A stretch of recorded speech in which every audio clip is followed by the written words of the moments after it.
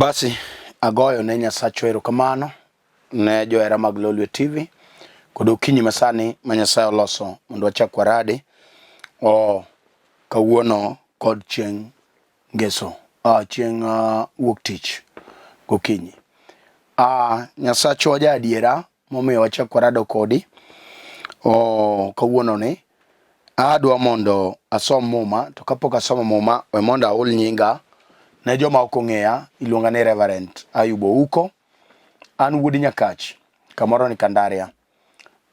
Nyasaye nowaro chunya to keto tich kuoma mondo aland wach ne ji duto e piny mangima.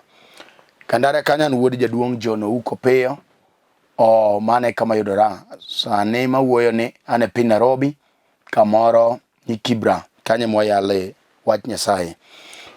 Adwa ni mondo awuo kodi kuom wach Nyasaye ma omiyo warado kodi yor yamo kod okinyini.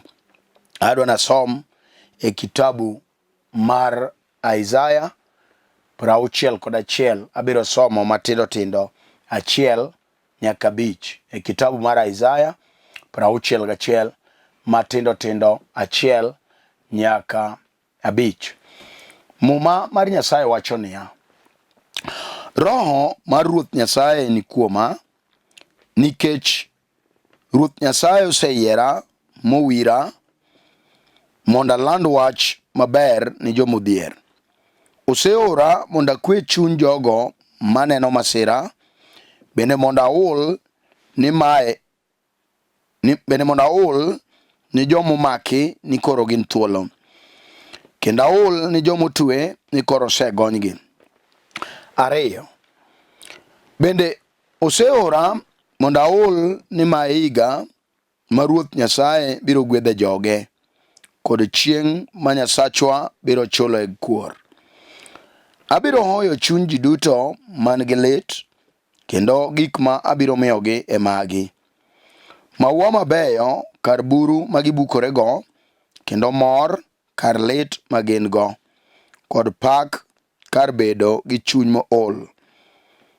Enoluong-gi ni yien mag tim makare ma Ruoth Nyasaye opidho mondo oyudgo duong'. 4. Ginichak giger kuonde mane omukore, kendo ginichak gilos mier mane okethore chon. Adier, ginilos mier mane okethore. Adier ginilos mier mane okethore modong' gundni kuom higni mang'eny. 5.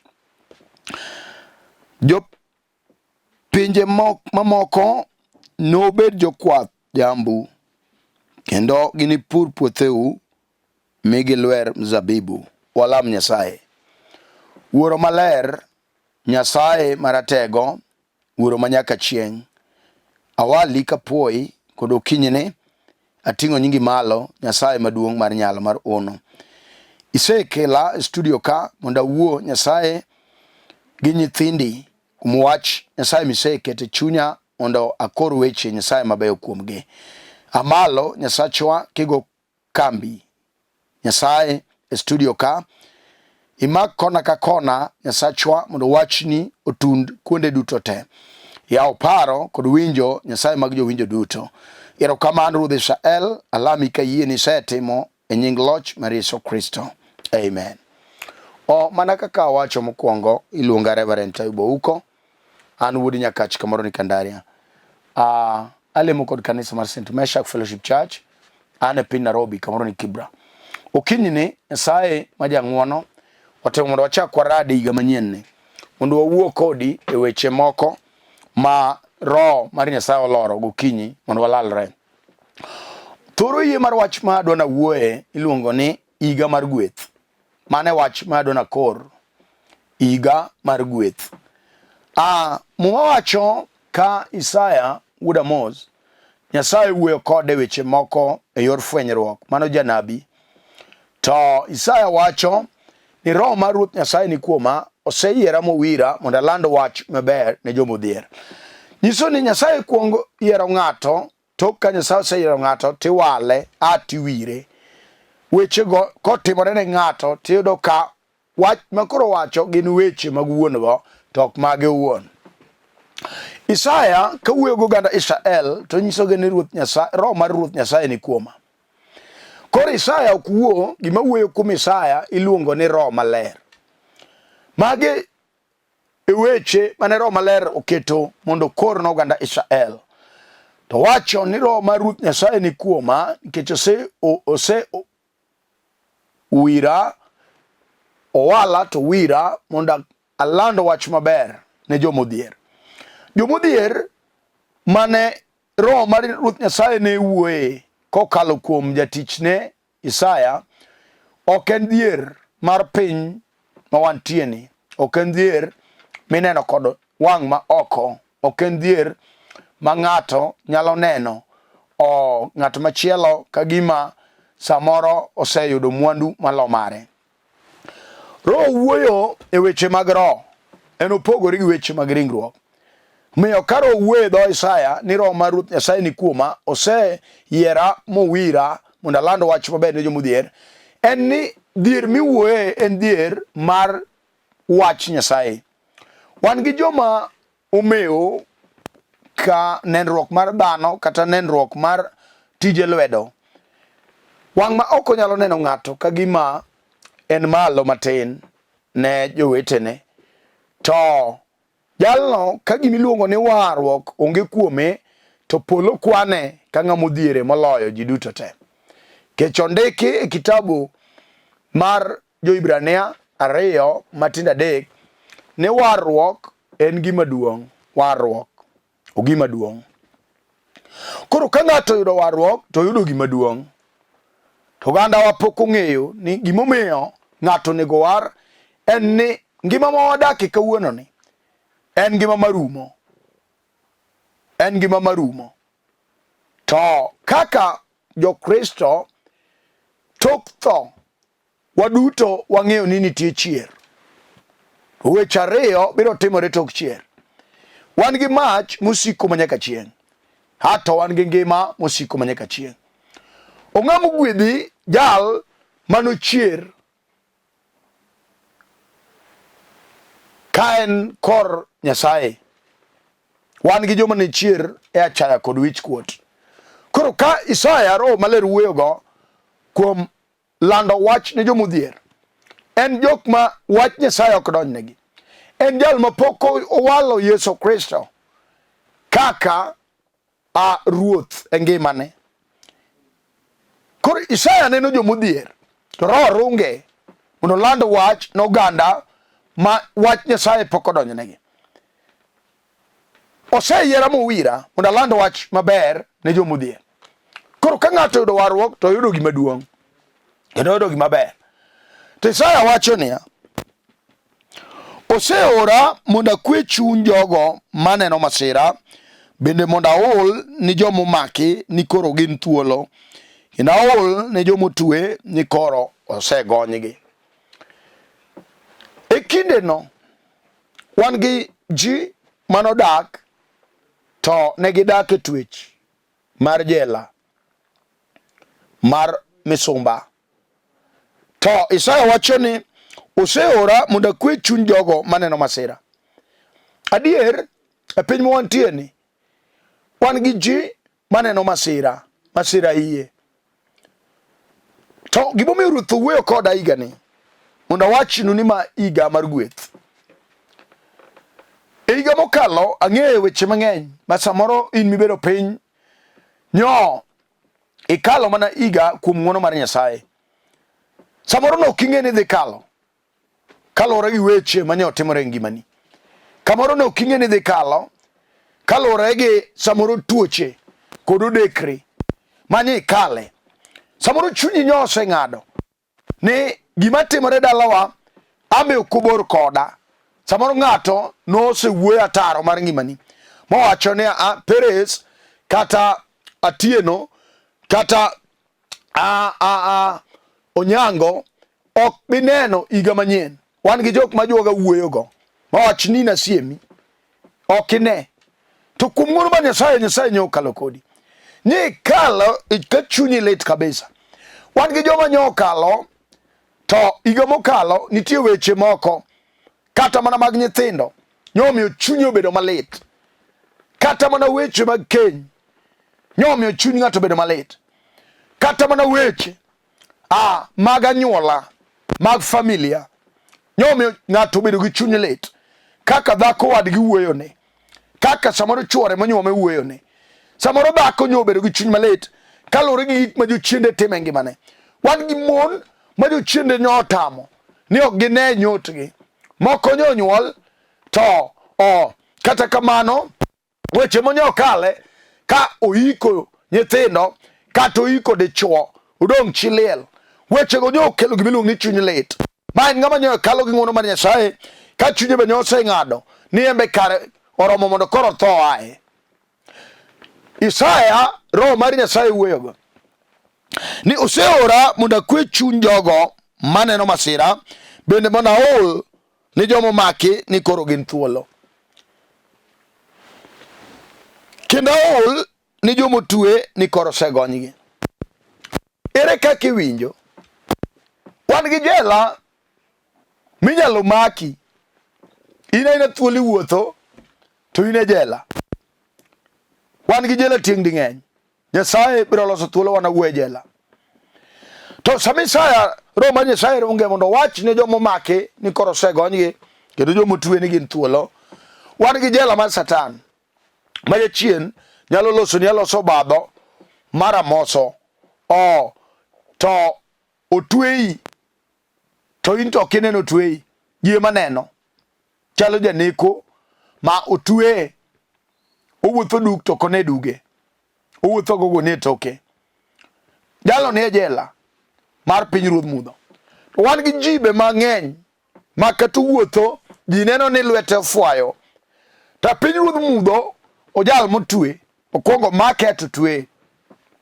E kinde moma wan gi ji be mane wuotho kuom twech mar jela mar pinyruodh mudho. Temo momiyo Roho maler oa malo mondo wuo kokalo e dho Isaya to wacho no oseora mondo ahul ni joma omaki ni koro gin thuolo, kendo joma otue ni koro osegonygi. Ka ng'ato tue, gima onyalo timo onge. Awuo e jela mathurwa ka, komaki tigoyi opingo ato iteri e jela. Jela no inyalo teri e kot, kaburo loyi titweyi. Nyiso ni kuongo imako ng'ato, kosemak ng'ato titere e kot, ka keso loye titweye. Koro wan gi joma miere mane jochiende no omako amaka dala moro, ato tere e kot mar pinyruodh mudho, to buro lo dalano to ging'ado ni twech.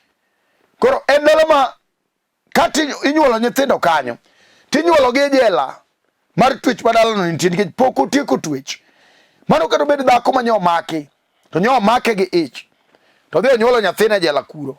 Nyathino be jela kech ochamo chiemb jela, en ochamo alot mong'ad madongo, ok ong'ega ni nitie alot moko ming'ado mathindo, kech mache kama onyuole mane kama odak, ong'iyo gigi jela. Nyathino bo otue, en nokokoso to nikech onyuole kuro onyathi jela. Wan gi miere be makamano, jochiende no omako miere go chon ato kete twech, kech bura nologi, moko ketgi twech mag ndulume.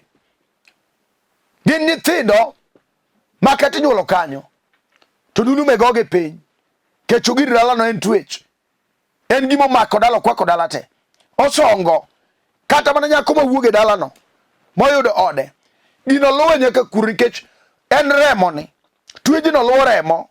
Kech nosetwe dala to pok gitieko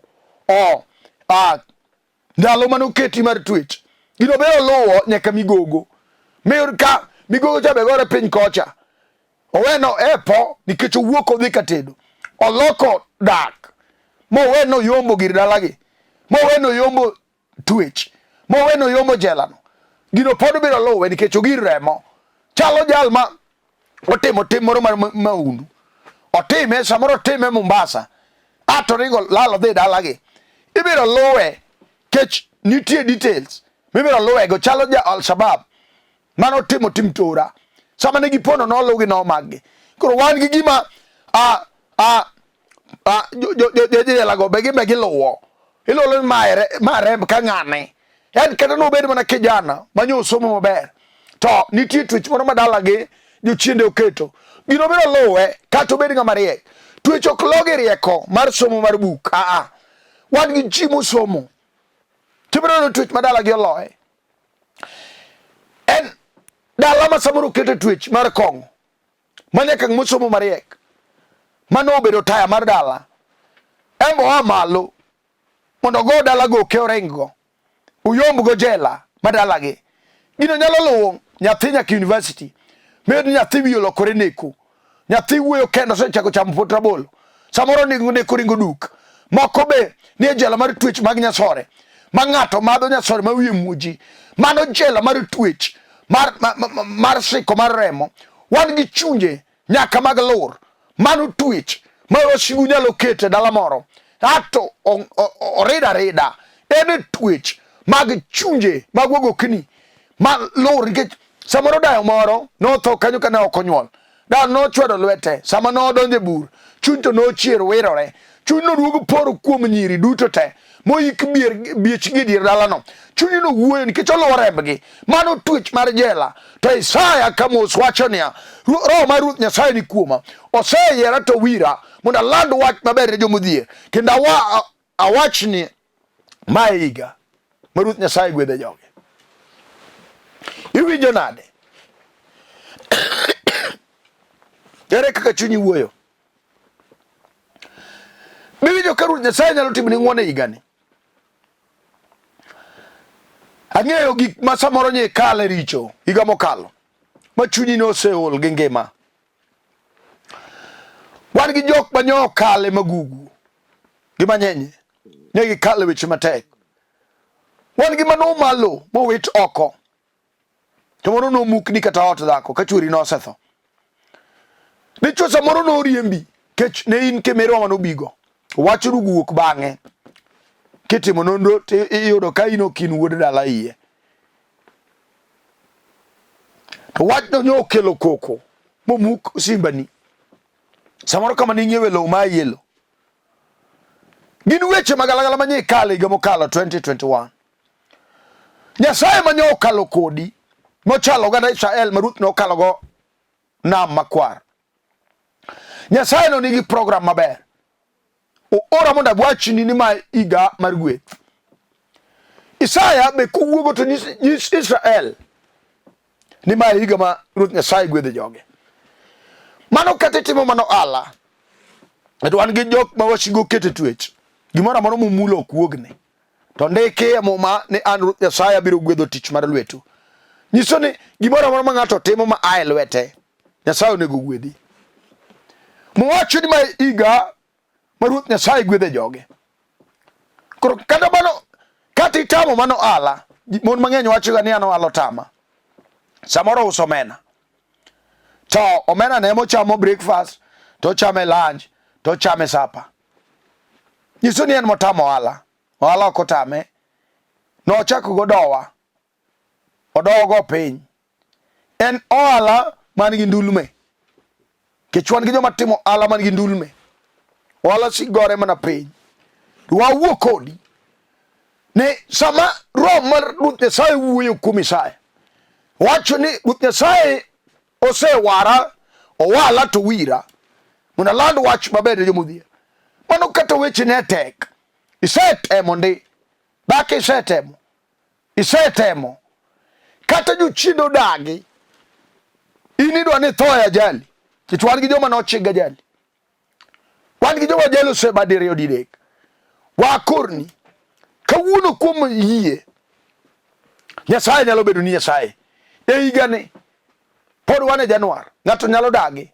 mawat ni gik manya kale higa mokalo kachaka kale kendo wang' oganda Israel sama Nyasaye no walo Musa wuod Yukabetho nyise ni tel ne oganda ni Musa ok oneno duong' ma kawuono ng'ato nyalo neno duong' mar dhial kiluonge ni jatelo ni gino koro maro ng'ato moro iluongo ni chairman. Musa ok oneno mano. Kisomo Wuok 14. Musa ka Nyasaye owale mondo otel ne oganda Israel, to wang'o penjo ruoth ni en adier ni nyisa mondo atel ne jogi, to ere jal pok inyisa jal ma wabiro dhigo. Kech ong'eyo gima ni mbele, ong'eyo kaka weche ogajore, ong'eyo ni oganda Israel gin jok ma tokgi tek, ong'eyo ni nitie mabonde na milima mbele. Wachno nochuno Musa mondo ochak gi Nyasaye. Kata mana in chunyi nyalo gombo mondo ichak gi Nyasaye mwaka kapod wan e Januar. Luoro mokwongo en luoro nyadi 12. Nitie gik ma ruoth onego timni ka wachako foundation ma wan e Januar. Wan gi weche minyalo go matek. Wach ni ruoth igani nyaka ichak koda, igani wan e wereni, igani adwa neno gwethni, igani adwa neno kiane malo, igani adwa neno Nyasaye kitimo na ng'wono, kata wasigu wuoyo. Nyasaye pok owuoyo. Oseora mondo alandi ne joma omaki. Nosegonygi. Bende ka Ruoth Nyasaye nyalo gonyi, weche bende ne tego. Kata in mana gi kansa, igani Nyasaye nyalo timni ng'wono. Kech ondike muma mar Isaya 53. Muriemo mag Yesu nochango tuoche wate. Koro kata ibedo mana paralyzed, onge gima nyalo tamo Nyasaye. Boka 39 nochango tuoche te. Kata in gi kansa momako buongo, kata omako thuno, kata omako ang'o, mano polo kia. Wach manitie en ni Ruoth Nyasaye nowalo Yesu, kuom rembe nowaro piny. Mae higa ma Ruoth Nyasaye gwedhie. Kata itemo gero tot gore piny dichuo, kata ing'iyo gik moko timayi, kata jochiende thalo gik moko e lweti kech wasigo dagi. Dhako kata isego koko mondo odhi onyumi to tamore, mama be penji, samoro baba penji, samoro nyathi kich. Gino kelo lweny ma sami tuome to chuori dwano med ni dhako. Mae higa ma Ruoth Nyasaye gwedhe ji. Be ok en gir koko. Nyasaye biro yor ono. Kata iseyalo kese wach moro to gino tamore, Nyasaye dhi yawo higani. Kech ang'eyo Nyasaye maduong' mar nyalo marambi. Muma wacho niya, oseora mondo akue chuny jogo maneno masira, bende mondo ahul ni joma omaki ni koro gin thuolo, kendo ahul ni joma otue ni koro osegonygi. Onge gima tek manyalo tamo Nyasaye. Bende oseora mondo ahul ni ma higa ma Ruoth Nyasaye biro gwedhe joge, kod chieng' ma Nyasachwa biro chule kuor. Wan gi weche manye kale, chulo kuor ok mari. Jal manye timoni marachno, Nyasaye dhi thegi kode. Ni ma higa ma Ruoth Nyasaye gwedhe joge, kendo ma higa ma Ruoth Nyasachwa chule kuor. Koro kodeo weche manye kale, we Nyasaye obed jang'ad bura kuom weche te manye kale. Nyasachwa ma jang'ad bura kare. Kata skul fee maonge, Nyasaye biro kelo pesa ma nyithindo somgo. Kata ne idwaro timo ang'o to nyachino dagi, Nyasachwa nigi teko gi nyalo kuom wach ka wach. Januar ni ka wachako, we wachake gi Nyasaye. We wane gweth mar Nyasachwa, we wane nyalo mar ono mar Nyasaye, we wane dwach Nyasaye kadhi kodwa. Ji mang'eny osedhi gichako higa gi parogi, osepango gik mang'eny, to Nyasaye onge share e gigego, en opango gi kende. Wachake gi Nyasaye mondo ine ng'wono higani. Kata nye ikale masira, Nyasaye nyalo wiloni. Kata nye ikale tuoche, Nyasaye nyalo wiloni. Kata nye ikale odekre, Nyasachwa nyalo timoni ng'wono. Muma wacho, abiro weyo chuny ji duto man gi lit, kendo gik ma abiro miyogi e magi. Ja ocho makende en Nyasaye. Dhano wadu to kane manyalo bedo ni ja ocho. Wan gi ji kata mano osiepe, uwuoyo kodi maber kawuono, kisepimo ne chandruogi temo doko uketo go mon moko. An aho chuny ji duto man gi lit. Koro kata chuny ni gi lit, duogane kuom Ruoth. jal mano chwe to chweya onge matek manyalo tame kata nyithindo malo kodi duoga ni kum Nyasaye mondo watem gi Nyasachwa. Muma wacho gini chagi ger kunde mane mukore chon kendo gini chagi los mier mane okethore chon. Wan gi kunde mane wasigo muko samore ndalau jochine no okethe chon. Muma wacho ni gini chagi ger mana in Nyasaye dhi timo ni ng'wono kokalo kuomi ni chaki ger odi dhako ni chaki chung odi kendo kata nyo wasigo muke mane chori ngowe gi nyithindo obayo gi ji oko ini chaki ger odi kendo. Miere mano kethore chon moko no negi ji magi dong gundini. Ruoth Nyasaye wacho gini chaki ger miere mano kethore chon. Onge matek manyalo tamo Nyasaye, onge matek. Adwa na lam gi ng'ato mawinjo adier ni gani to Nyasaye ne gwedha kata timo ala. Wan gi Nyasaye magwedho tich mar lwet ng'ato kata tiyo. Wan gi Nyasaye manyalo timo ni promotion kata in japur. Wan gi Nyasaye manyalo panua eneo mari. Nitie Nyasaye kata in e college kijana matin kata nyako matin Nyasaye nyalo timo ni ng'wono. Kama watune nadwa na lam kodi kirwako yie mai iga ma Nyasaye gwedhie kata wasigo dage kata madui wuoyo marach to igani mar 2022 Nyasaye nyaka gwedhwa. Nyasaye nyaka timnwa maber. Nyasaye nyaka chung kodwa. Nyasaye nyaka yaw mbapwa. Nyasaye nyaka yaw dhoudi ma jochiende nyoloro kech Nyasaye no ema nigi teko. Gaga chungi kama intie kinyalo tingo badi malo kati dwa mana odi Nyasaye dhi tudi gi ng'etni kati dwa nyathi Nyasaye dhi chwe nyathi kati dwaro ala Nyasaye dhi keto ala lweti. Ok ang'eyo gimidwaro igani Ruoth ora mondo akorni ni ma higa mar gweth, ma higa ma oganda man gi yie dhi nene gi Nyasaye katimore ngimagi, katimore utegi, katimore kenygi, katimore nyaka kuonde ma gitie kech Nyasaye okwo wuoya. We walam Ruoth, wagoni ni erokamano, wadhi ali wapaki ka wawali. Erokamano Ruoth Jesrol, onge Nyasaye mipimo kodi. Okinyi ni Nyasachwa Asaya ka umon gi chuo akete lweti ipar ng'ato kod ng'ato ka kise wuoyo ma iga Nyasaye migwedho wa mon gi chuo dwa neno ng'wono ni chak nyaka jotuo Nyasaye iga mokalo nyegi kalo ka chuny gi lit yane gi malo iga ni Nyasaye kiywa pi wange yane gi malo iga ni nyaka mier mano dong gundini Nyasaye nyaka jok ma osemanyo tich koyudo Nyasaye ket tich e lwetgi iduok apgi obed kare nyaka nyako madwaro ode ni Nyasaye tude gi ode Nyasaye nyaka keny manene gi lweny ni Nyasachwa igani kik iwegi kale weche manyegi kale. Wasetamo chuny Satan, wasetamo chuny lweny, wasetamo chunje tema okoyie gi ber. Duongi pako duogni manyaka chieng' alamo nyaka nelo lwe TV ka iting jotelo malo japuonj, iting Samo Chola malo, iting Niko Kelo Nyasaye dara kedara we wane ng'wono ni maduong' nyaka jotich Nyasaye mayalo wachni ka iting gi malo riat. Erokamano Nyasach Israel adhiali ka wali ka poi kechinja adiera e nying loch mar Yesu Kristo. Amen. Amen. An mana wuoyo kodu iluonga Reverend Ayub uko. An wuod nyaka Kandaria alemo kod kanisa mar St. Meshach Fellowship Church. An e piny Nairobi kamano ni Kibra. Ang'eyo ni ji mang'eny samoro nyalo gombo mondo ing'e kama wachokore. Ka in e piny Nairobi, Kaugari Railways namba 8 kata Kencom namba 32 keli nyaka Kibra kamoro ni Karanja. Wachokore but Raila Education Center kanyo, kanisa wa kanyo wan gi idara duto te.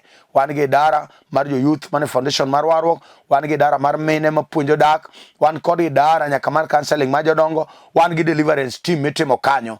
Ka in mabor ma ok wanyal rado kata ok inyal biro kama wachokore, go namba na king'iyo piny kanyo to nitie nembni 2. Go namba nago wabiro lamo ni Ruoth kama intie. Wan kod branch be mar South B, one South B be kanyo be branch nitie kama wadwa le Rida Samuel Adongo nitie.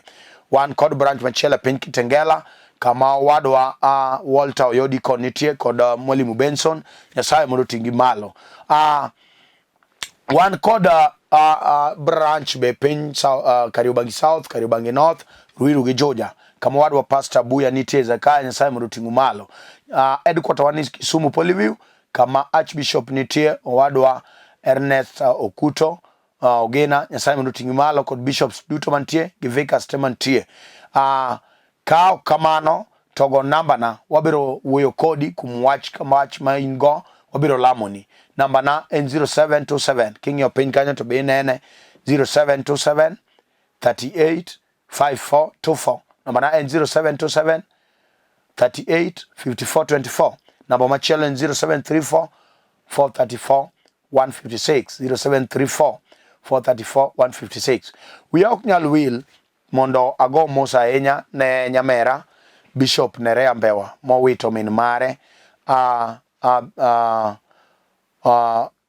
Bishop Nerea nowito min mare wik mokalo. Ike tarik 22. Ji duto ng'ata manyalo chopo warwako ute. Bishop Mosahenya kuom wito mama. Nyasaye mondo bedni jaocho. Nyasaye mondo chung kodi kuom weche te. Bishop Nerea kod owadwa Sam Boy. Nyasaye mondo chung kodu sama ukale weche matek kama.